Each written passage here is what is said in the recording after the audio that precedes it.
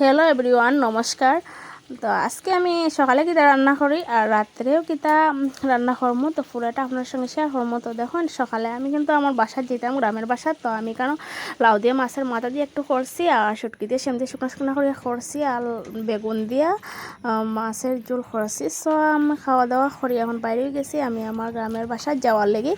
তো এখানে তিমুকাত আমি আর কি অটো পাইতে বহুত কষ্ট, অটো পুরা না আইলে ছাড়ে না। সো আমি হাঁটি হাঁটি যাইলাম গিয়া, আর গাইছি দিকে ঠিল্লা আসিল বলে আমার হাজবেন্ডে গল্প করছেন, আমি তো জানি না। তো আমি বাড়ি থেকে দেখুন আই গেছি। তো গাইস পরে গেছিলাম, আইছি আইয়া আর তো মাথা বেদনা করছে, শোয়াত আসলাম। তো চাও খাইয়া এখন পাইছি রাত্রে রান্না, আর কিতা কিতা রান্না করলাম রাত্রে, তো এইটাও আপনার সঙ্গে শেয়ার করি।